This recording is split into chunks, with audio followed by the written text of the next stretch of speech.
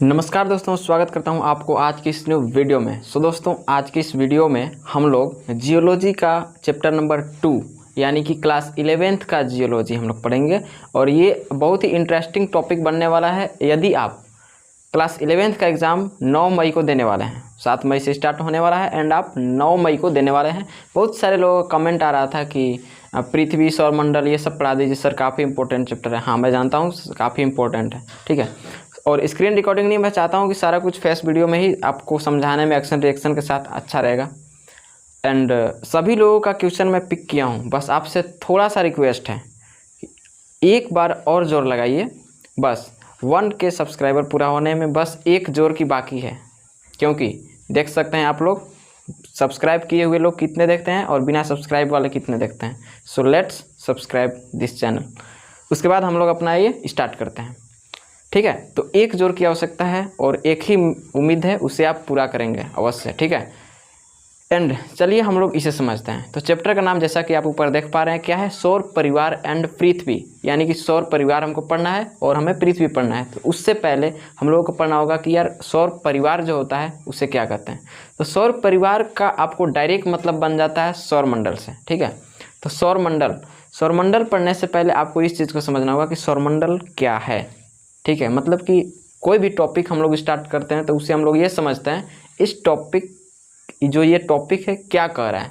तो सौरमंडल है, सौरमंडल किसे कहते हैं सबसे पहले, या सौरमंडल कैसे बनता है। सौरमंडल में मतलब सौरमंडल क्या है, क्वेश्चन है।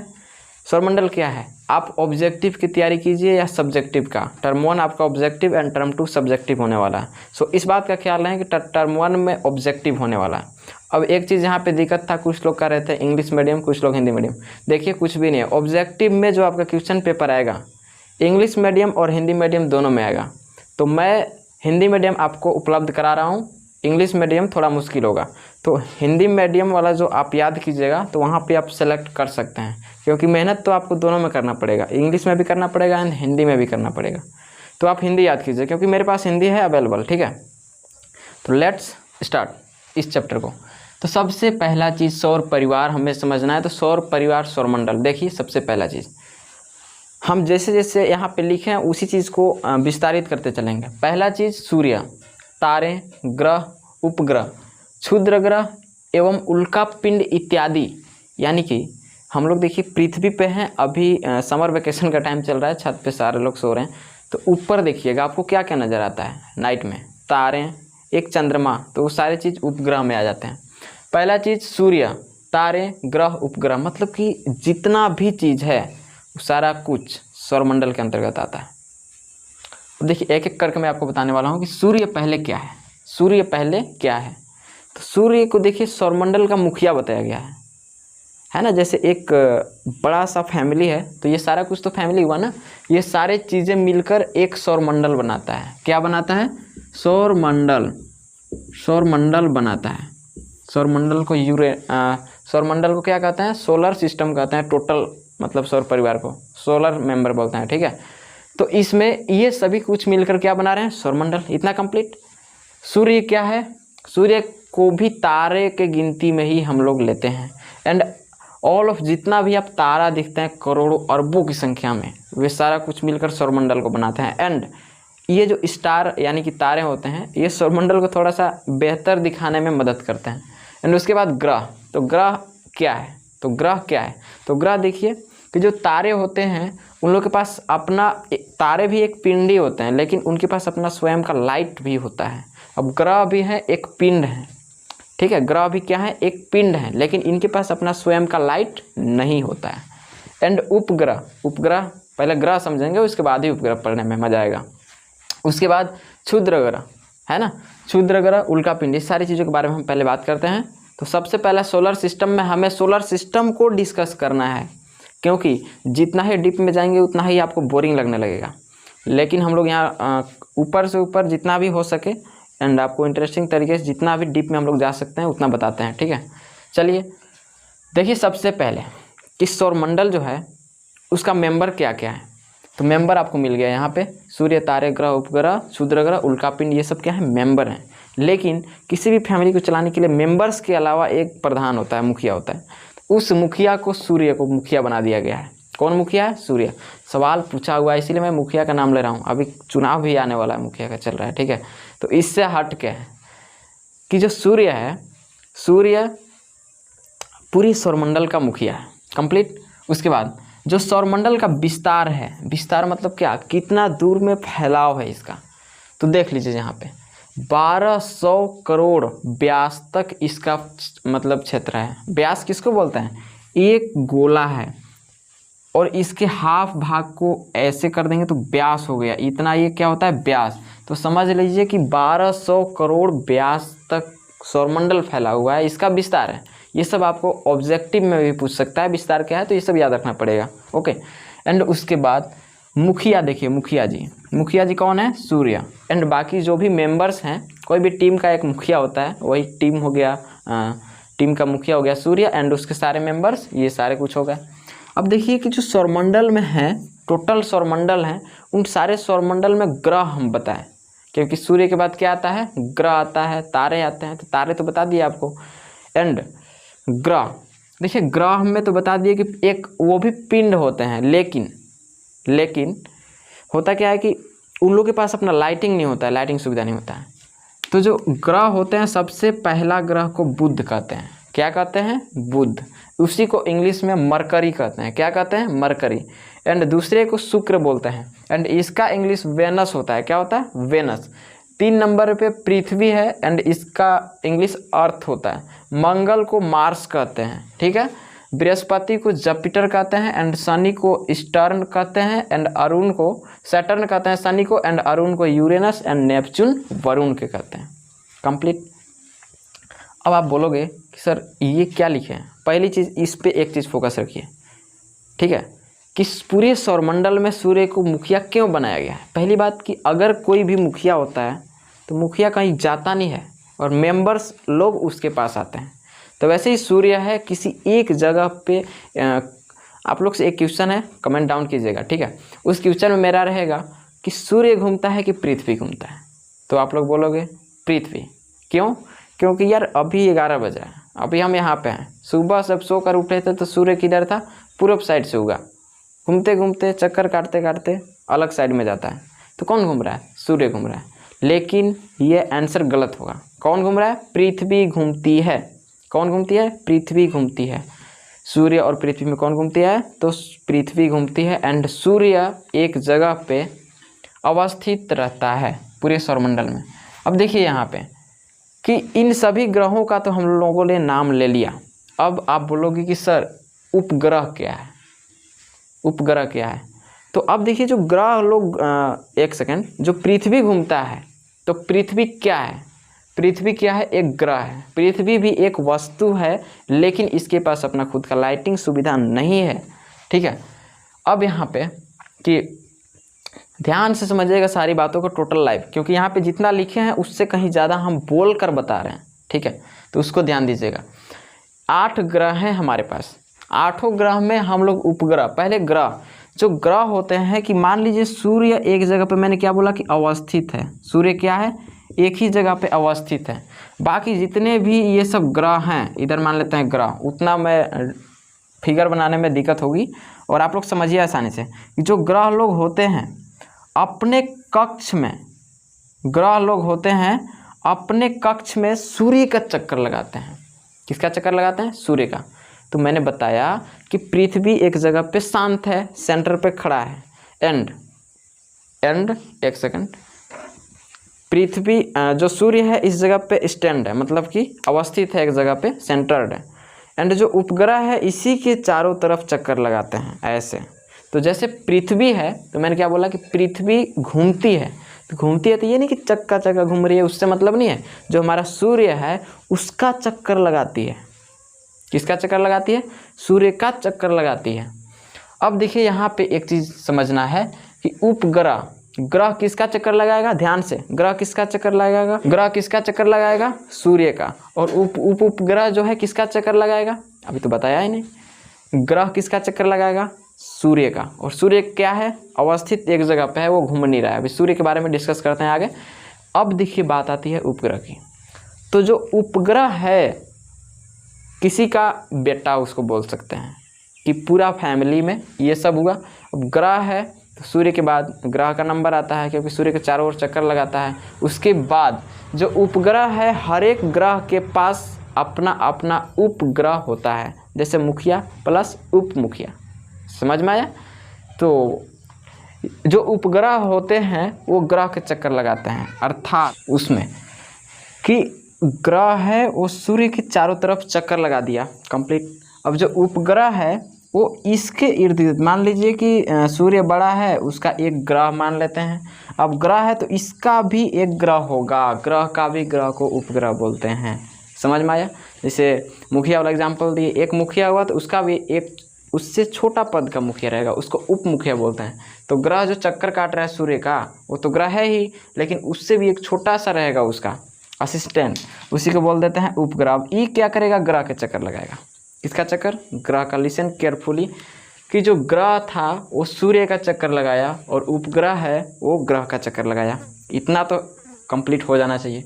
उसके बाद क्षुद्र ग्रह, उल्का पिंड, ये सारे चीज़ सौरमंडल में पाए जाने वाले वस्तुएं हैं, पिंड है, कंप्लीट।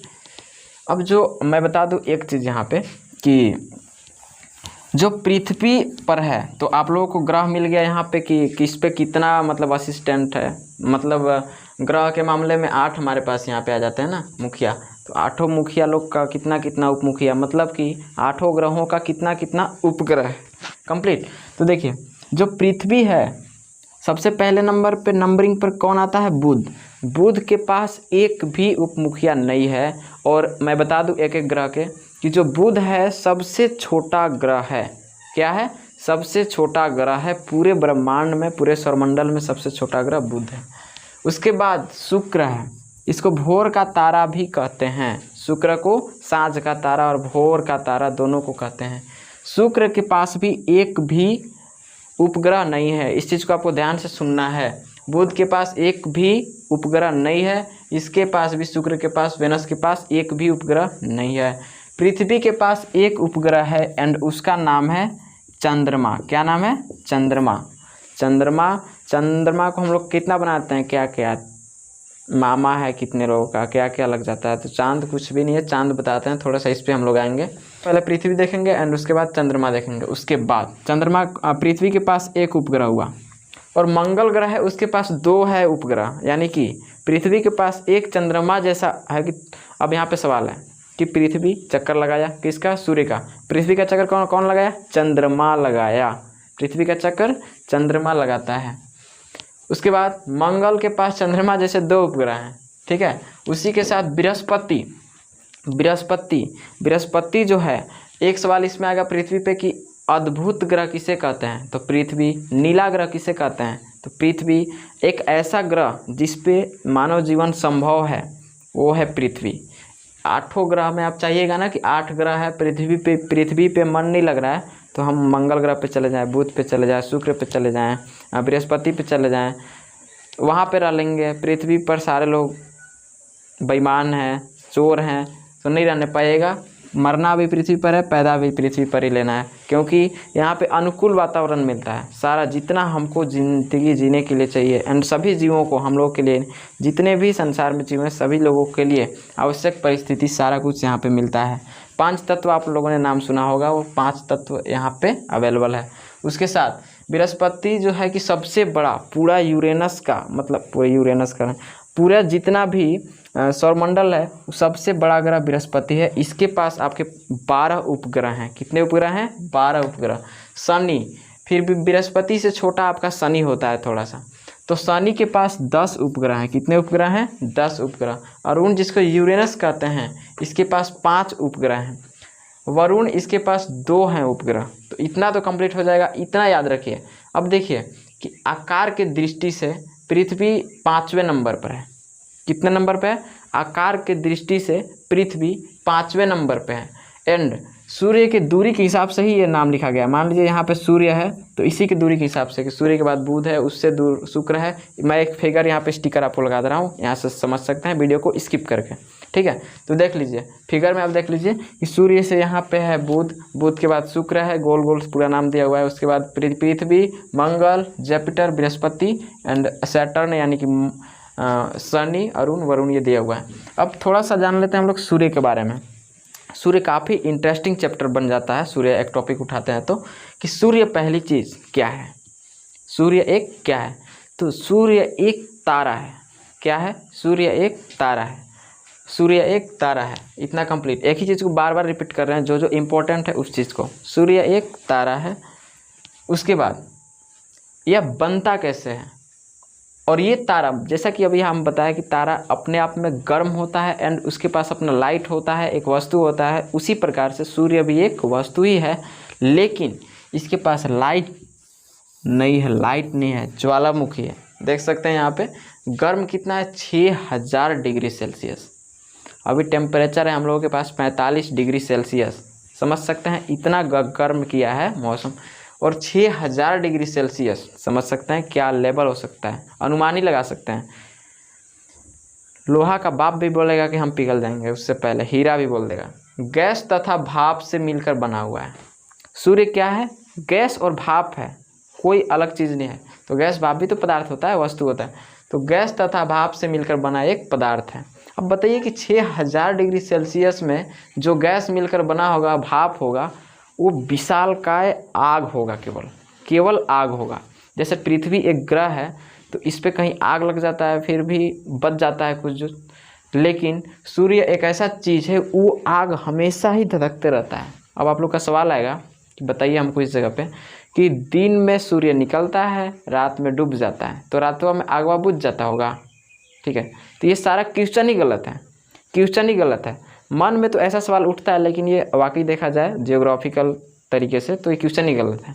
क्योंकि मैंने क्या बोला कि दिन और रात इसका एक अलग पार्ट होता है, जिसको भूगोल में पढ़ना है, इसमें नहीं पढ़ना है। तो दिन रात होता है, लेकिन जो पृथ्वी गति करती है, उस गति के कारण कोई गोल चीज़ को घुमाइएगा, ऊपर से लाइट मारिएगा, मतलब कि जैसे ऊपर से मेरा लाइट लगा होगा एंड मेरे पास एक गेंद रहेगा, ऊपर से फ्लैश जला देंगे तो किसी एक पार्ट पे ही हमको दिखाई देगा, नीचे वाला नहीं दिखाई देगा। तो पृथ्वी जब घूमती है तो नीचे वाला पार्ट हमको अंधेरा दिखता है, ऊपर वाला ये, हालांकि नीचे और ऊपर नहीं घूमती है। आपको समझाने के लिए इतना बेसिक बता रहे हैं, ठीक है। तो वो दिन रात हमको अलग चीज़ पढ़ना है। तो यहाँ पे देखिए कि सूर्य ना ही दिन देखता है ना ही रात, उसका काम है जलना। 6000 डिग्री गर्म है तो बुझना आम बात नहीं है। तो गैस तथा भाप से मिलकर बना हुआ है, इतना कंप्लीट। सूर्य क्या है? एक तारा है, और कितना गर्म है? 6000 डिग्री सेल्सियस, और गैस तथा भाप से मिलकर बना हुआ है, और एक विशालकाय अग्निपिंड है, मतलब कि आग धधकता रहता है वहाँ पे। समझ में आया? उसके बाद जो आग धधक रहा है उसका जो लपट होता है, जो लपट होता है, देख सकते हैं 1,50,000 किलोमीटर तक वो बर्बाद कर सकता है उस जगह को। तो समझ सकते हैं कि यहाँ पे सूर्य रहता है और इसी के जस्ट सटा हुआ हमारा बुध रहता है। समझ में आया? बुध रहता है। समझिए कि इसको कितना कष्ट होगा बेचारे को। तो उपग्रह अगर ये पालेगा तो उपग्रह पालने पर इसको औकात ही नहीं है, रगड़ देगा, इसको साफ कर देगा। ठीक है, तो ये बेसिक चीज़ है। अभी एक चीज़ हमें छूट रहा है थोड़ा सा यहाँ पे, कि जो ग्रह होते हैं वो अपने कक्ष में चक्कर लगाते हैं। कहाँ पे चक्कर लगाते हैं? अपने कक्ष में। जैसा कि फिगर को मैं रिपीट करना चाहता हूँ, यहाँ पे देख सकते हैं उसी फिगर में। तो वो एक ही कक्ष में, मान लीजिए कि नेपच्यून सबसे दूर है, नेपच्यून सबसे दूर है ना सूर्य से, तो वो उतना ही दूर में चक्कर काटेगा। और पृथ्वी है तो तीसरे नंबर पे दूरी के हिसाब से जाती है, तो पृथ्वी को तीसरा नंबर में जितना कक्ष जितना दूर होगा उतना ही दूर में वो अपना चक्कर काटेगी। उसी दूरी को बोलते हैं 365 दिन 4 घंटा लगता है, 6 घंटा लगता है। 365 दिन 6 घंटा, जिसको हम लोग 1 साल बोलते हैं। एंड वही 6 घंटा 4 साल बाद 6 चौके 24 घंटा मिलकर 366 दिन का निर्माण करता है। और हर एक 4 साल बाद क्या आता है? लीप वर्ष आता है। अभी 2022 है तो लीप वर्ष नहीं है, ठीक है। तो वैसा ईयर जिसमें 4 से पूरा भाग चला जाए उसे हम लोग क्या बोलते हैं? लीप ईयर बोलते हैं। तो 2022 लीप ईयर नहीं है, 2024 आने वाला होगा, एंड 2020 था। उसके बाद जो सूर्य है, लपट तो जान लिए 1.5 लाख किलोमीटर है लपट, इसका बर्बाद कर सकता है। पृथ्वी की भार से 3 लाख गुना अधिक है। अब समझिए कि अभी हम लोग क्या बताऊं, 1 kg का अगर वजन रहेगा हमारे पास तो उसका 10 गुना समझ जाइए कितना हो जाएगा, 10 kg हो जाएगा।